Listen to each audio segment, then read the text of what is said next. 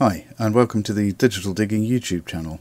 This time we're looking at part 2 of the American aviation tech tree of War Thunder. I apologise for the space of time between the first part and this, the final part, but recently my real-world role as a digital archaeologist has been taking up quite a bit of my time. However, there have been some interesting developments which I hope I'll be able to announce shortly and which should be of interest to the gaming community. In the meantime, you've been waiting long enough for this one, so I'll get on with it. Starting with the attackers, we have no less than 4 Douglas A-20 Havocs, the A-20B, A-20C and A-20D and K. As with the P-39s and P-40s, the A-20s made up part of a large order of assorted aircraft, which was intended for the French Air Force and which was instead diverted to Britain and Russia after France was overrun by Germany's armed forces. The A-20 that was part of this order and was renamed the Boston Mark I had been heavily modified according to the wishes of the French, giving it a longer, deeper fuselage and, at least in the game, superior handling. This diverted order led to a profusion of name and specification changes, which often makes tracing the early marks of these aircraft a far from exciting experience and occasionally leads to duff information, which is, having said that, still broadly applicable, but nonetheless I feel the need to apologise for any potential mistakes in advance. We already have 2 in the game, the A-20G in the American tree and the Havoc Mark I in the British tree, and both can be very effective. The premium British Havoc Mark I certainly outperformed the A-20G in the early days, but the flight models seem to be more balanced at the moment. The Havoc is a Tier 1 premium aircraft and it's well worth the money. I often take it out in Tier 2 matches and it still holds its own. The A-20B, C, D and K are likely to perform fairly similarly to each other. In fact, if you don't like the G, the chances are you probably won't spend a great deal of effort researching these either. If on the other hand you've yet to fly one, I urge you to give it a spin. Broadly speaking, for this line we can expect a top speed of around 340 miles per hour or 546 kilometers an hour. They'll have 4 7.7 Browning machine guns in the nose, 2 in the dorsal turret, 7.7 Vickers in the belly, and a bomb load of up to 2,000 pounds or 910 kilograms. We also have a pair of Douglas Invaders, the A-26A and the A-26B. These were both prototypes and have some interesting features. The A-26B originally had a 75mm cannon in the nose, which was eventually replaced with either 6 or 8 12.7mm Browning machine guns in the production model, accompanied by up to a further 8 on wing-mounted pods, 2 more in a remote-controlled dorsal turret and another 2 in a similarly remote-controlled ventral turret.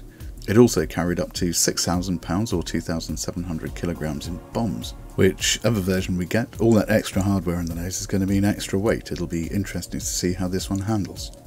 The A-26A is a little more mysterious. It's possible that it's actually the B-26K, which wasn't around until the mid-60s, so makes it one of the latest aircraft available in War Thunder. It was to be based in Thailand, but the Thai government refused to allow bombers to be stationed on Royal Thai Air Force bases, and the Americans changed the name from B-26K, the B of which stands for bomber, to A-26A, the A of which stands for attacker. The North American A-36 Apache is the attacker version of the North American P-51 and had the Allison V12 engine producing 1,325 horsepower and a top speed of 365 miles per hour or 590 kilometers per hour. It retained the 6 12.7 Browning machine guns and had hard points to carry up to 1,000 pounds or 454 kilograms of bombs.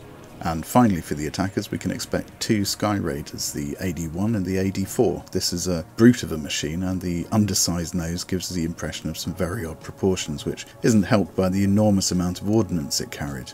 The AD-1 was not the fastest of creatures. It was powered by a Wright R3350 24W radial engine that generated a top speed of 322 miles per hour or 518 kilometers per hour. It carried 2 20mm M2 cannon and 4,000 pounds or 1,814 kilograms of bombs and 12 rockets. The AD-4 had an upgraded engine, the Wright R3350 26WA, carried 4 20mm Mark II cannon with 200 rounds each and up to 8,000 pounds or 3,600 kilograms of assorted ordnance, including bombs, torpedoes, mines, gun pods and rockets distributed across 15 hardpoints. I think this will be a popular choice.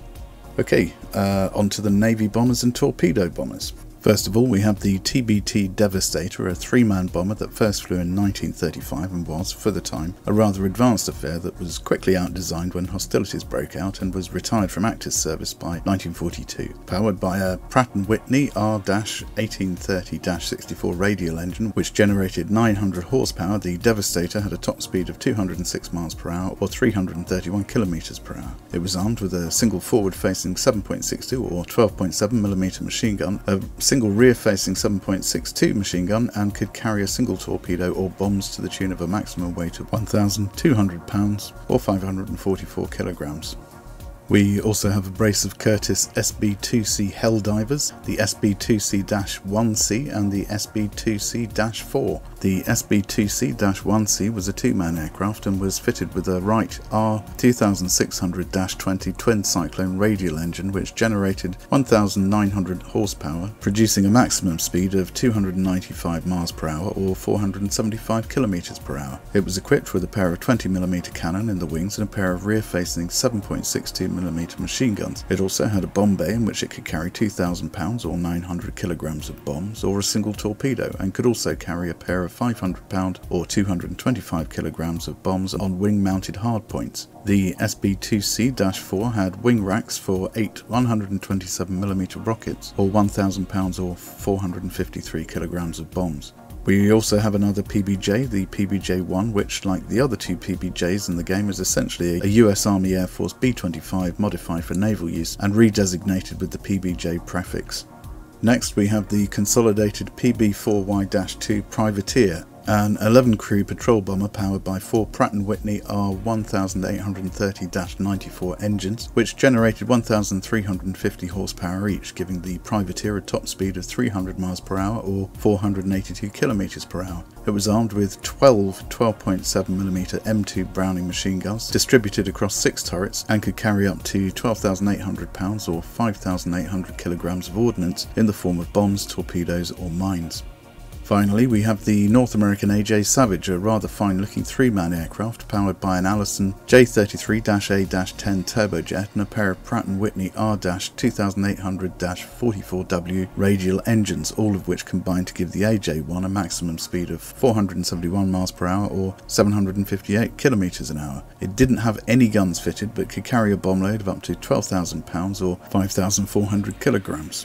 In the Navy fighter line, we have a pair of Grumman F-3Fs, the F-3F1 and the F-3F2. These barrel-chested beauties were just coming in as the biplane design was on its way out. The F2F1 was powered by a Pratt & Whitney R1535-72 engine which generated 650 horsepower and provided a top speed of 231 miles per hour or 371 kilometers per hour. It was armed with two 7.62 machine guns and there were hardpoints for a pair of 110 pound or 50 kilo bombs under the wings. The F2F2 was powered by a 950 horsepower Wright R-1820-22 Cyclone air-cooled radial engine which provided a top speed of 242 miles per hour and had a 7.62 machine gun on the starboard side and a 12.7mm machine gun on the port, both of which fired through the prop. It too could carry 220 pounds or 100 kilograms of bombs under the wings.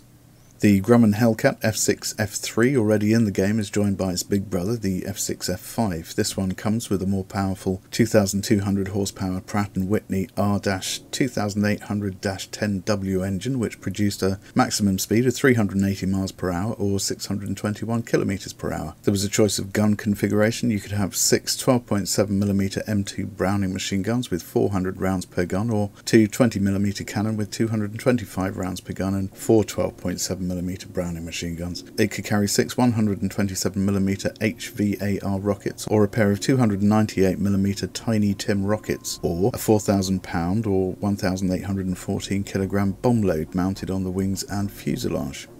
Then there's another Corsair, the Chance Vought F4U-4C. This one is powered by the Pratt & Whitney R-2800-18W radial engine, producing 2,325 horsepower and a maximum speed of 435 miles per hour or 731 kilometers per hour. It comes with 4 Hispano-Suiza cannon and has hardpoints for either 8 127mm rockets or up to 4,000 pounds or 1,800 kilograms of bombs. There are 2 Grumman Tiger Cats coming in the F7F1 and the F7F2. The F7F1 was a single pilot affair powered by twin Pratt & Whitney R2822W engines, generating 2,100 horsepower each. The F7F1 could reach a maximum speed of 455 miles per hour or 732 kilometers per hour. It carried 4 20mm Hispano-Suiza cannon and 4 12.7 Browning machine guns, and could carry up to 2,000 pounds or 453 kilograms of bombs or a single torpedo. The F7F2 was pretty much identical, but was a two-seater variant, making room for a radar operator. A new Bearcat is also arriving at some point. This is the F8F-2, along with a redesigned engine cowling. It had a modified tail fin and rudder, and also gets an engine upgrade in the form of a Pratt & Whitney R2800-30W radial piston engine, and like the 1B already in the game, is armed with 4 20mm cannon. There's a new jet in the form of the McDonnell F2H-2 Banshee, powered by two 3,100 pound thrust Westinghouse K34-WE-34 turbojet engines. The Banshee had a top speed of 575 miles per hour or 925 kilometers per hour. It had 4 20mm M3 cannon housed in the nose, each of which had 150 rounds per gun. It also had hard points on the wings for either 2 500 pound or 226 kilogram bombs or 6 127mm rockets. And finally onto the Army bombers, of which we can expect 5. First of all, we have the rather striking Douglas B-18 Bolo, a medium bomber powered by a pair of Wright R1820-45 radials, generating 930 horsepower each and attaining a modest top speed of 217 miles per hour or 349 kilometers per hour. It had 3 7.62 Browning machine guns and a 4,400 pound or 1,995 kilo bomb load. Then we have the Lockheed B-34, powered by a pair of Pratt & Whitney R2800-21 radials, generating 2,000 horsepower each and a maximum speed of 315 miles per hour or 506 kilometers per hour. It was armed with 4 12.7mm Browning M2 machine guns and 2 7.62 M1919 Browning machine guns. It could carry up to 3,000 pounds or 1,400 kilograms of assorted ordnance, including bombs, depth charges and torpedoes. There's a new consolidated B-24 Liberator, the B-24J, which isn't vastly different to the B-24D already in the game. It was powered by 4 Pratt & Whitney R1830-35 or -41 turbo supercharged radial engines with an output of 1,200 horsepower each, producing a top speed of 290 miles per hour or 488 kilometers per hour. It was armed with 10 12.7mm M2 Browning machine guns distributed across 4 turrets and 2 waist positions, and had a maximum bomb load of 8,000 pounds or 3,600 kilograms. We also have the enormous Boeing B-29 Super Fortress, which was powered by 4 Wright R3350-23 and 23A duplex Cyclone turbo supercharged radial engines, which generated 2,200 horsepower each and a maximum speed of 357 miles per hour or 474 kilometers per hour. It was armed with 10 12.7mm Browning machine guns in remote control turrets and also had 2 12.7mm Brownings in the tail. Some also had a single 20mm cannon in the tail, but this was discontinued after a while. It had a maximum bomb load of 20,000 pounds or 9,000 kilograms. And finally we have the Martin B-57 Canberra, which was the license-built version of the English Electric Canberra. This rather good-looking aircraft was powered by a pair of Wright J65-W-5 turbojets, which gave it a maximum speed of 598 miles per hour or 760 kilometers per hour. It had 4 20mm M39 cannon mounted on the wings. These had 290 rounds per gun and a bomb load of 4,500 pounds or 2,000 kilograms carried internally, with an extra 2,800 pounds or 1,300 kilograms of bombs mounted on hard points on the wings. Okay, well, that's the lot for the American lineup. It's the Japanese lineup next, I promise. If you've enjoyed this video, then please hit the like button, and you might also wish to subscribe if you haven't already done so. Okay, cheerio chaps, and hope to see you.